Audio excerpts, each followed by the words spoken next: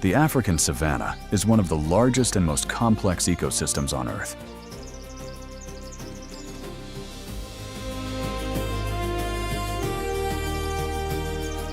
A vast landscape of open grasslands and scattered trees, shaped by extreme seasons of rain and drought.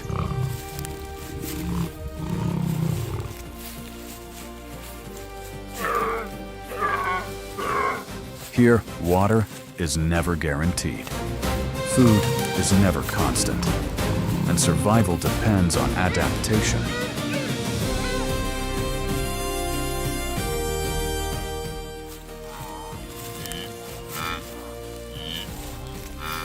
Across the savanna, life is in constant motion. Herbivores migrate in search of fresh grazing grounds, while predators must adjust their strategies to follow.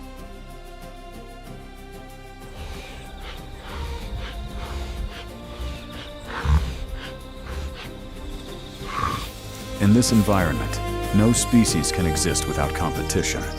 Every water source, every hunting ground, every stretch of land holds critical biological value.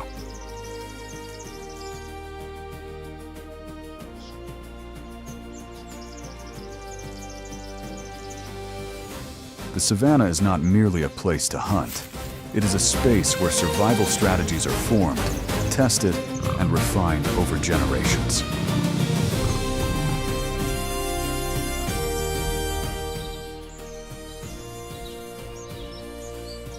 For apex predators such as lions, controlling a territory means access to prey, protection for the pride, and the opportunity to pass on their genes.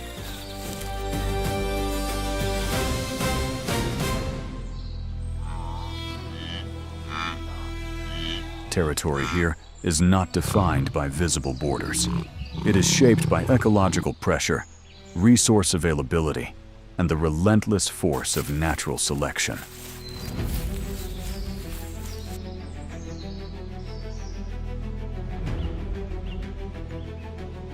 In such a demanding environment, holding ground is never permanent, and dominance is always temporary.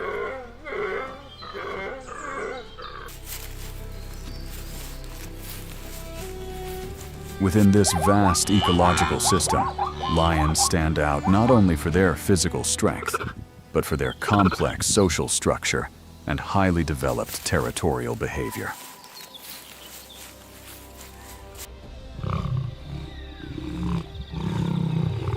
To understand why lions defend territory and why struggles for dominance occur, we must see them not as isolated individuals, but as an inseparable part of the African savanna itself.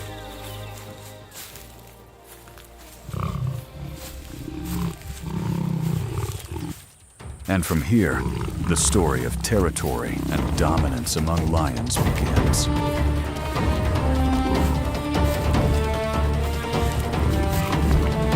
At this moment, this is no longer a display of strength. It becomes a final biological decision.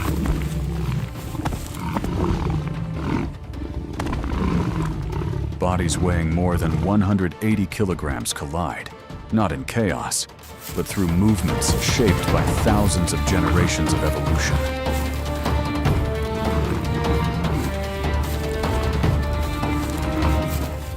Every motion has a clear purpose. The bites are not aimed at the mane. The mane serves as a natural layer of protection.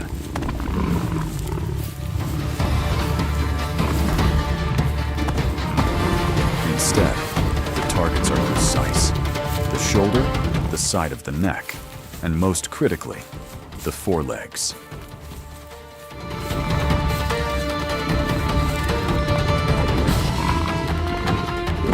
Because in the world of lions, rendering an opponent unable to move is often enough to decide the outcome.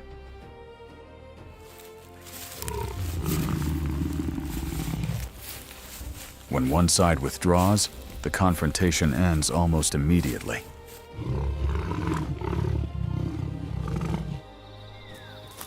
There is no prolonged pursuit, no unnecessary continuation. Because in nature, victory is not about defeating the opponent, but about surviving longer.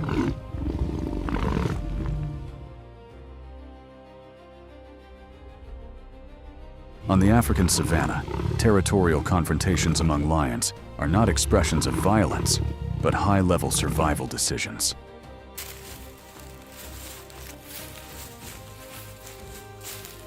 After winning a territory, a male lion does not truly rest.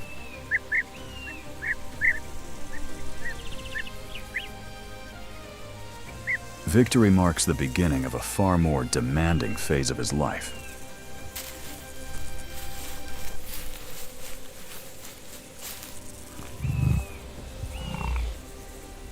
He patrols the borders relentlessly, marking boundaries with scent and sound. Each roar is not just a display of power, but a clear biological message. This land is claimed. But here is something you may not know. For a male lion, territory is both a reward and a burden.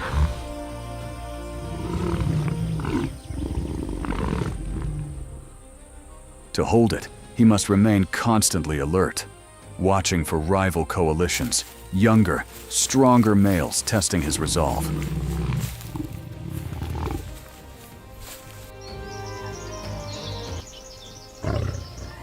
Most territorial males can maintain dominance for only 2 to 4 years.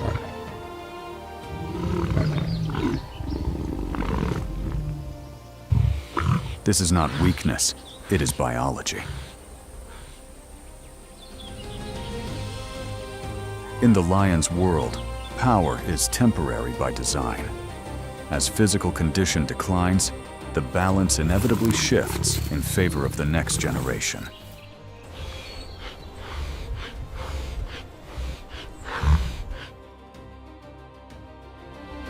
This cycle plays a critical role in the survival of the species.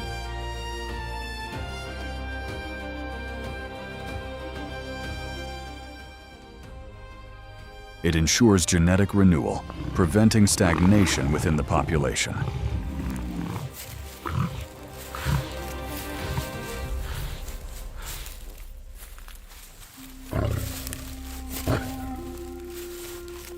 What may appear to us as relentless conflict is, in fact, a highly regulated natural process.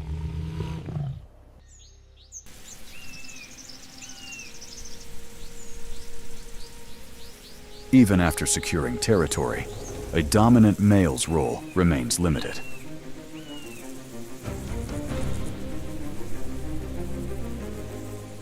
He does not hunt regularly.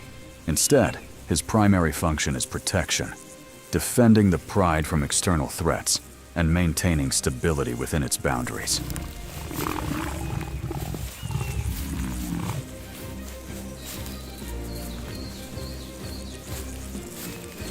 In this way, the lion's power is not absolute. It exists only as long as he can fulfill his biological role.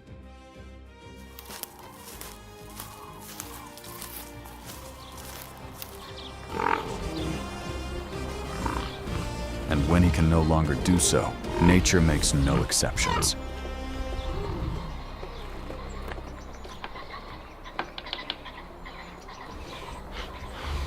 Another male will rise, and the cycle will begin again.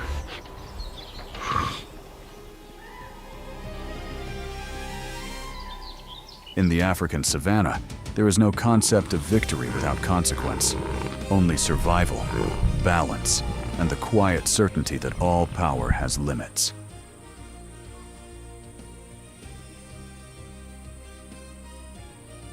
When a male lion loses dominance, his life does not end, but it changes completely.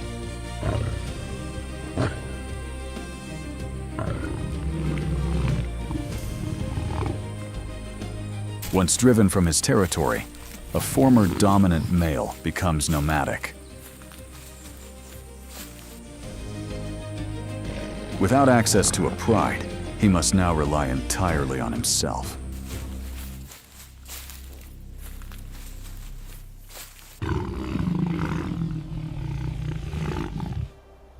He travels vast distances across the savanna, often moving at night, to avoid confrontation with established territorial males.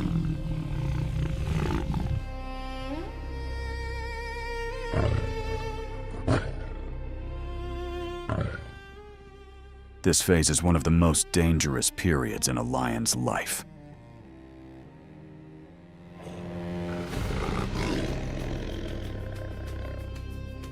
Without the protection of a pride, he faces higher risks of injury, starvation, and exhaustion.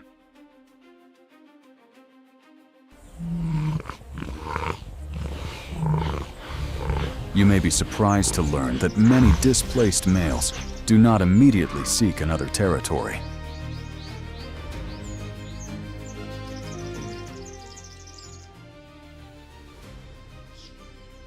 Instead, they conserve energy, avoid unnecessary conflict, and wait for an opportunity, often forming temporary coalitions with other nomadic males.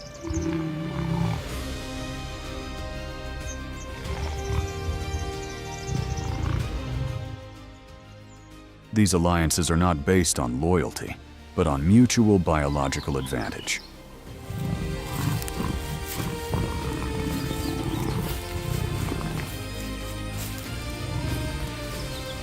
Together, they increase their chances of challenging an established male when conditions are favorable.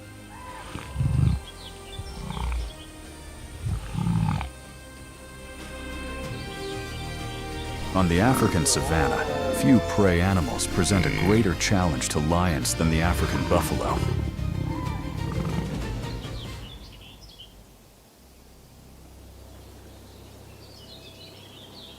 For lions, this is not a hunt driven by instinct alone, but by calculation.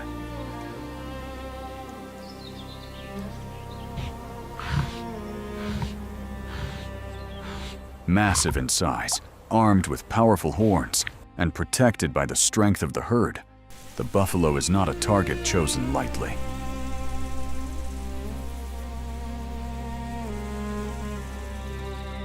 Before any movement begins, the lions observe.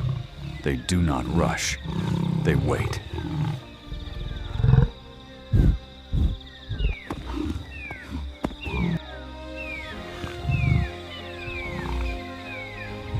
Their attention is focused not on the strongest individual, but on weakness.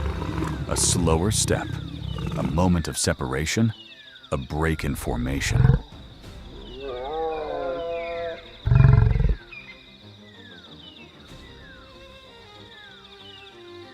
Did you know? As long as the buffalo herd remains tightly grouped, the probability of a successful hunt drops dramatically.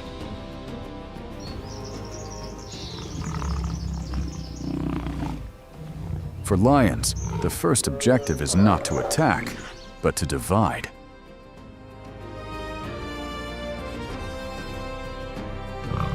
The lionesses move into position.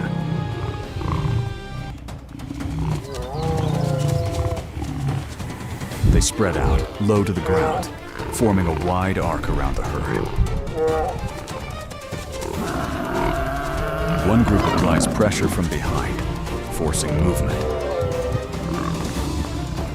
Another blocks escape routes, subtly guiding the herd toward confusion.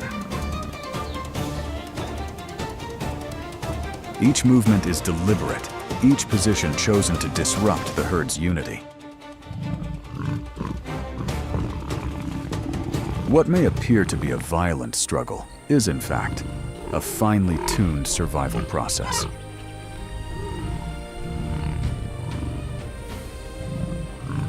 Every action is constrained by biological limits, every decision shaped by evolutionary pressure.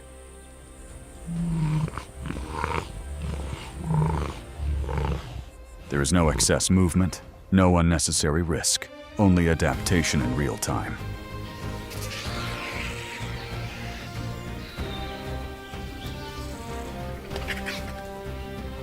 The hunt for buffalo is not a display of dominance, but a demonstration of cooperation, endurance, and ecological balance.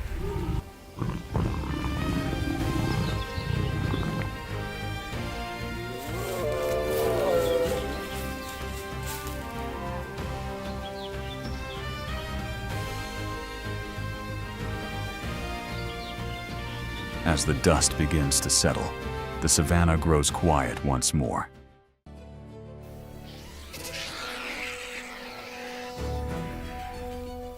What has just unfolded is not a story of victory or defeat, but a reflection of balance.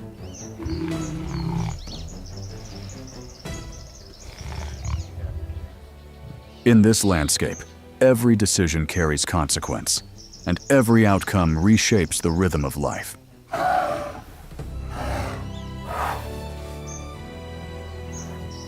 As observers, we are not separate from this story.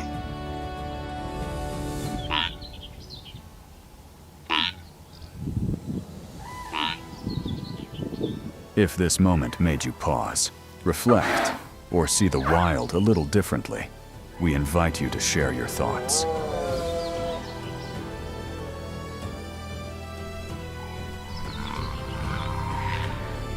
What did you feel while watching? Which part of nature would you like to understand next? We'd love to hear your thoughts in the comments below.